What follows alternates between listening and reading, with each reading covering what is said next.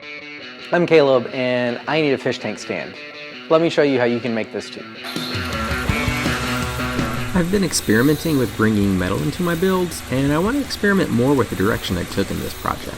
Instead of the metal being the star of the show, it takes a support role, literally, to let me reach my vision, because there's no way the wood could carry the weight of a fish tank after I cut it all apart. The metal for this is stupid simple. It's just two rectangles that are connected by two uprights, all angle iron. And instead of messing with miters, I decided to try this tab half-lap kind of approach, and it worked okay. I did my best to get it square, and we'll talk about that later. Once I knew the frame should be able to carry the weight, I moved on to cutting the back and side pieces from some half-inch plywood at the table saw. To hold the plywood together while I work, I drill some pocket holes in the back of the back piece. To make it easier to screw the sides square to the back, I clamp both pieces to the right angle fence thing I made during my bunk bed build. But when I go to slide the case over the metal frame, I find out that I cut the back a little small. So I space the sides from the back with some popsicle sticks. Everything is going to get bolted to the frame later, so this isn't a strength issue. I just needed the pocket screws to help hold everything together while I check it as I go because I don't have 5 arms. Yet. So I move on to the tedious process of getting tapped holes in metal so I can bolt the case to the frame. I start by punching divots where I want holes so my drill bit won't slip around while I try to drill them. Then I start drilling the pilot holes and chase those holes with the correct size bit for the 832 tap I'll be using. So besides holding on the plywood, the other goal of tapping this to screw on the plywood was actually to pull out some, out of square issues because I didn't do a great job welding this. But then I checked it and I'm like, that's just too much. So instead of trusting the plywood to pull it, I'm gonna do some cuts and then I'm gonna and hopefully that'll fix it. The frame was reasonably square after re-welding the really bad joints with my speed square clamped in place to hold it correct-ish. So I finished tapping all the holes in the frame, which is just putting threads in the holes so bolts will screw into them without needing nuts. The tapped holes need to be transferred to the wood, so I slide the case in place and then just mark all the locations and start drilling. There was honestly a moment here where I was worried about how to drill the holes in the corners, but I remembered I could just unscrew the cover pieces and the world was okay again. The first hole I drill was just big enough for the bolt shaft. I want the bolt heads to be recessed so I can cover them though, so I come back with a larger bit and countersink those holes.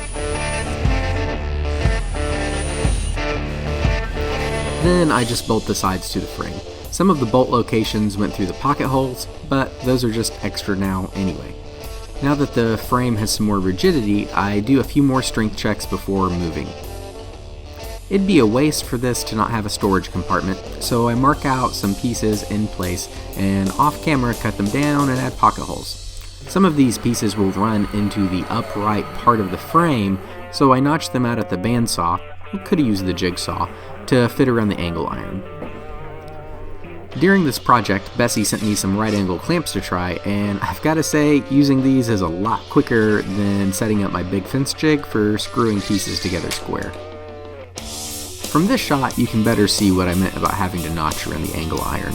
I just screw the cubby in place, and then I get to the fun part of the build.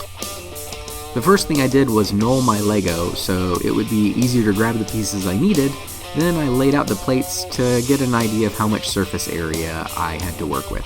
I thought the best approach would be to make the riverbed first and then build out from there to fill the space. There's not too much to say about it, so I'll shut up.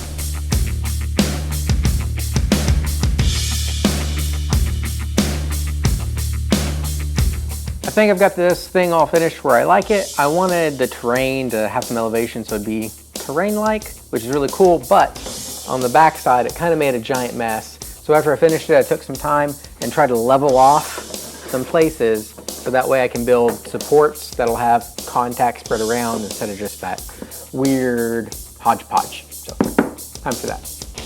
To build the supports, I just took some scrap plywood and marked them in place. Cut them down, checked and cut some more, notched out for the angle iron, and added some pocket holes. To screw the LEGO support shelves in place, I put the entire scene in the cabinet, adjusted it where I wanted it to be, and then I screwed all of the support shelves into place. Now for the front piece and its cutouts, so you can see the scene. I cut it down a little oversized and add some countersunk holes for bolts, just like I did before with the recipe case, and then I bolt it into place. Now, the cabinet isn't perfectly square, so to make sure the front corners aren't all wonky, I trimmed the front to size with a flush trim bit in my palm router so they match exactly. Laying out the cutouts means I need to know where the LEGO scene meets the front, so I do my best to mark out the top and bottom profile of the LEGO onto the front and side pieces where I'll be cutting the reveal. Then I pull off the front piece and get to laying out. For the bottom of the reveal, I have to make sure it stays within the profile of the LEGO. But the top is pretty freeform. I just sketch some ideas and tweak it as I go until I like it.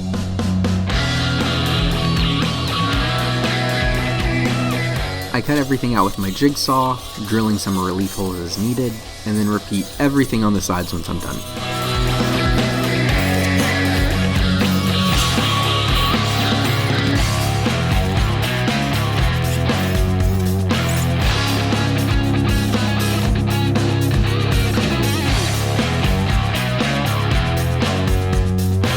This second LEGO installation wasn't part of the original idea. I knew I didn't want a square door cutout sticking out like a sore thumb and ruining the aesthetic of the piece, but I wasn't sure how to hide that cubby door. Then it hit me to do another LEGO installation and use that to hide the door, so that's what I did. Mostly repeating the steps from cutting out the other LEGO reveal onto the sides. If you like this build, definitely subscribe and consider checking out the other LEGO table I did. I'll flash a card up to that, you'll probably like it.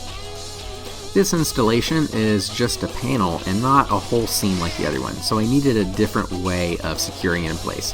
So I add a sheet of plywood that I can cradle the paggle to. But I also had this weird void between the cubby and the LEGO that would be visible whenever the doors opened, so I made a filler block. I made that part of the LEGO with more straight lines so that the filler block would be easy to make. I could have just made the whole LEGO panel to fit, but I didn't have that many LEGO pieces. With the LEGO panel snug in place, I can mark its profile on the front piece.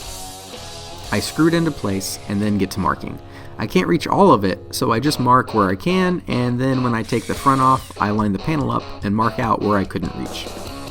And for some reason, it really hurts my brain for the lines to not be connected. I just have a hard time sketching if my boundary is a dotted line instead of solid. So I take a minute to connect everything before sketching out my design.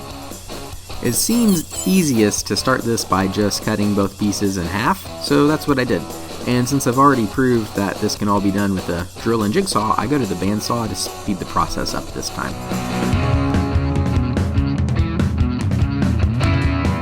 There aren't uprights in the front to bolt the front piece to, so I add some pocket holes and mounting blocks for when it's time to permanently attach the front.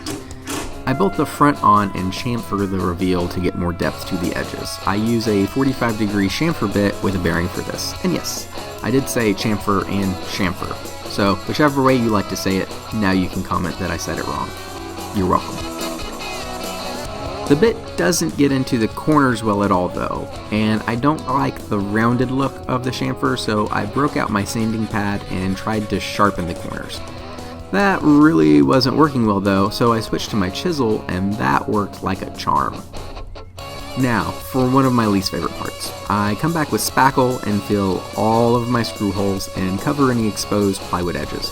The alternating grain of plywood soaks up paint differently, so if you don't cover them somehow, then the plywood lines are really obvious after painting, and I don't want that look. To make sure the door will open fine, I add some feet to raise the whole cabinet off the floor. I just picked up some levelers from the big box store, and then I drill and tap holes into the frame to screw them into. I had some primer on hand from a different project, so I put it in my sprayer and spray a few coats of primer on. After it's dried, I come back and add a few coats of paint to the inside and outside. Now it's time for the tricky part, pouring the epoxy river over the Lego. I make a little dam with some packing tape and scrap plywood for the bottom of the river where it's going to be deep, and then tape it on. Then I start mixing for the pour. I'm using Total Boat 2-to-1 epoxy resin, some pigments, and alcohol dyes. The cups that Total Boat sends with their epoxy makes mixing big batches super easy. And the preparation for this pour actually started weeks ago. I did a lot of experimenting to figure out how to get a water-like texture, how to cover the waterfalls, and get the right color and shimmer I was looking for. I'm not going to go into all the details of that because I'm still kind of figuring it out, and a lot of it was luck. I am using a vacuum chamber I bought just for this project to reduce the bubbles in the epoxy. But I learned that a vacuum chamber is not required. You can still get a really good pour by just doing thinner layers and using a heat gun to pop the bubbles. But with a vacuum chamber, I can pour a little thicker and go a little faster. But now we get to see if my success on my miniature experiment translates to the big pour.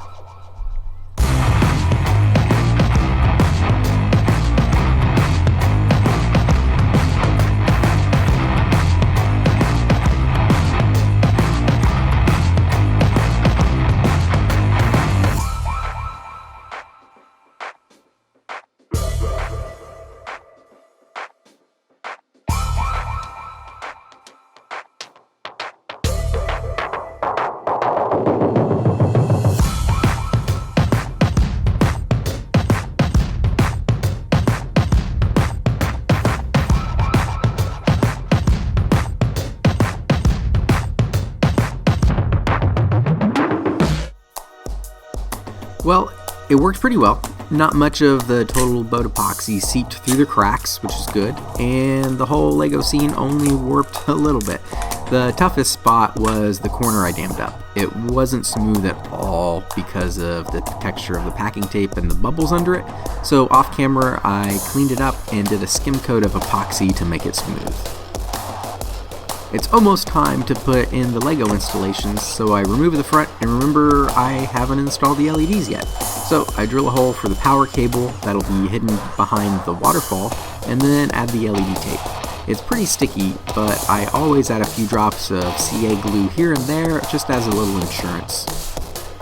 Fortunately, the main Lego scene slides in without any drama, and it's going to be locked in place by all the plywood around it, so it doesn't get any craggle. The bottom piece won't be as locked in though, so I add a little craggle first to make sure that it doesn't come loose, and then I reinstall the front. This is the last time though, so I also add some screws into the mounting plates and the pocket screws, of course. This also means some off-camera putty work and touch-up paint to hide the screws and blend the seams. Then the last step of assembling is adding the cubby door with some overlay hinges, and this thing is ready for a fish tank.